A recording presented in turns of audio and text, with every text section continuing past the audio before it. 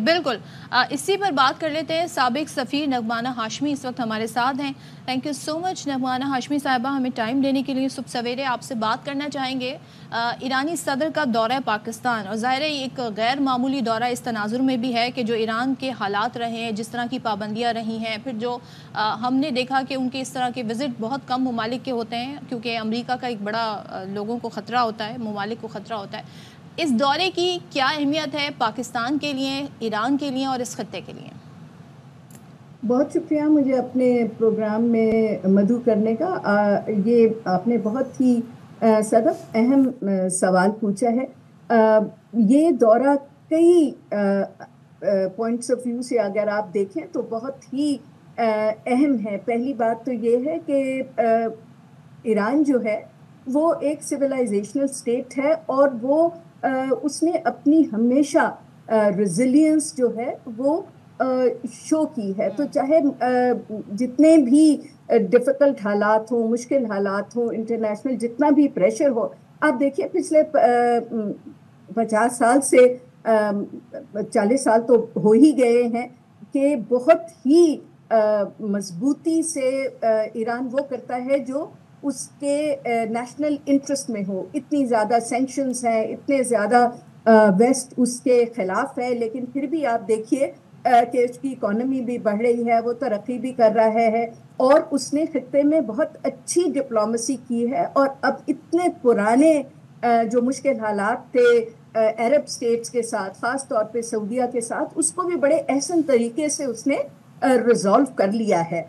और ये अभी जो इजराइल और ईरान का थोड़ा सा कॉन्फ्लिक्ट शुरू हुआ है, जो ऑफ कोर्स इजराइल ने उसमें पहल की थी, उसमें भी आप देखिए तो जिस तरीके से सब्र से, लेकिन जितने रेजोल्यूटली ईरान ने उसका जवाब दिया कि पूरी वेस्टर्न पावर्स और इजराइल के एयर डिफेंसेस को मिलके उसका जो एक शो ऑफ स्ट्रेंथ था उसको रोकना पड़ा. तो इसको अगर आप इंटरनेशनल उसके तनाजुल में देखेंगे तो बहुत एक बात क्लियर हो जाती है कि इस खित्ते में बहुत अरसे बाद मिडल ईस्ट के खित्ते में और थोड़ा सा वेस्ट एशिया के खित्ते में ईरान ने ये साबित कर दिया है कि यहाँ पे यूएस का जो इन्फ्लुएंस है वो अब डाइल्यूट हो रहा है.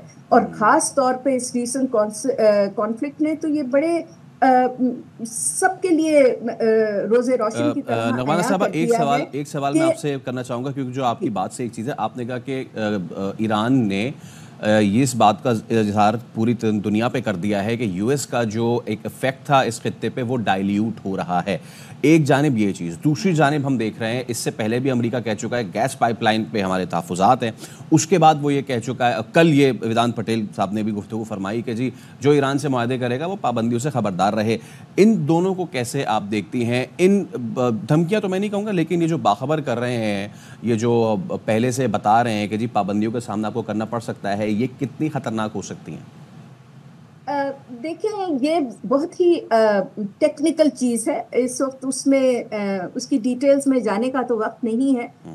लेकिन ईरान पे तो कब से पाबंदियां हैं, और मल्टी लेयर्ड पाबंदियां हैं. यूएस की हैं, ईयू की है, यूएन की है, बेतहाशा किस्म की पाबंदियां हैं. लेकिन आप देख रहे हैं कि उसका बहुत अच्छी ट्रेड भी चल रही है, मुआहदे भी हो रहे हैं, एनर्जी के मुआहदे भी हो रहे हैं, चीन के साथ भी, रूस के साथ भी, और जो यूएस का पार्टनर है इंडिया, उसके साथ भी उसकी बहुत अच्छी ट्रेड और बहुत अच्छे जो है एनर्जी ट्रांजैक्शन के एग्रीमेंट्स हुए हैं. तो इसमें ये एज आई सेड कि बहुत टेक्निकल है, और इसमें इंटरनेशनल इदारे हैं कुछ जो इन सैंक्शंस पे एक्सपर्टीज रखते हैं. तो और बहुत ज़्यादा इन मुआहदों में लूप होल्स, इन सैंक्शंस में लूप होल्स हैं जो हम उसको यूटिलाइज कर सकते हैं. अभी देखिए पाकिस्तान ईरान की अगर आप ट्रेड ही देख लें तो ऑल्दो कि वो पोटेंशियल नहीं है उसकी जितनी होनी चाहिए, लेकिन 2 बिलियन डॉलर्स की तो ट्रेड ऑलरेडी हो रही है, और जिसको अभी एग्रीमेंट हुआ है कि हम 10 बिलियन तक लेके जाएंगे. वो ट्रेड कैसे हो रही है? बार्टर ट्रेड हो रही है, बॉर्डर ट्रेड हो रही है, اور اب تو بہت یہ ایک امپورٹنٹ ایلیمنٹ ہو گیا ہے کہ ڈی ڈالرائزیشن ہو رہی ہے ود دا ریزلٹ کہ چینیوں کا اپنا کلیئرنگ ہاؤس اب بن گیا ہے سوئفٹ کے مقابلے میں، اور لوگ اسی سے ریلیٹڈ یوان میں بھی ٹریڈ کر رہے ہیں، اب برکس کی اپنی کرنسی بھی آ رہی ہے۔ تو دیکھیں اگر آپ ساری ڈیولپمنٹس کو دیکھیں نغمانہ صاحب اسی سے ریلیٹڈ آپ سے سوال پوچھنا چاہوں گی، ایسولیٹڈ تھا if you وہ can نہیں hear ہے۔ me۔ نغمانہ صاحبہ، ہم نے دیکھا پچھلے دنوں انڈیا میں بڑی ایک گرینڈ میٹنگز ہوئی جہاں پر سعودی ڈیلیگیشن آیا، جہاں پر چائنا اور دیگر ممالک، اور وہ اپنی کرنسی لانے کی بات کریں۔ پاکستان ابھی تک اس کا حصہ نہیں ہے۔ آئی ایم ناٹ شیور کہ یہاں پر اس حوالے سے کیا تھنکنگ ہے۔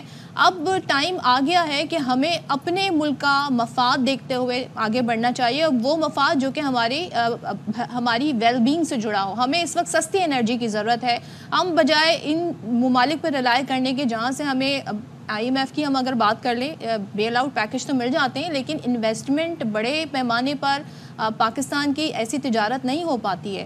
تو اگر ہم امریکہ یا دیگر ممالک جو اپنا ایک اثر رسوخ رکھتے ہیں ان کے اثرات سے نکل جائیں اور اپنے ہی خطے میں اپنے آس پاس پڑوسی ممالک کے ساتھ تعلقات بڑھائیں، ٹریڈ بڑھائیں، تو یہ بہتر نہیں ہوگا؟ آپ نے ڈی ڈالرائزیشن کی بات کی، ہمیں اس طرف بھی دیکھنا چاہیے، آپ سمجھتی ہیں؟ دیکھیں، آپ نے بہت سارے سوالات اپنے اسٹیٹمنٹ میں اٹھا لیے ہیں۔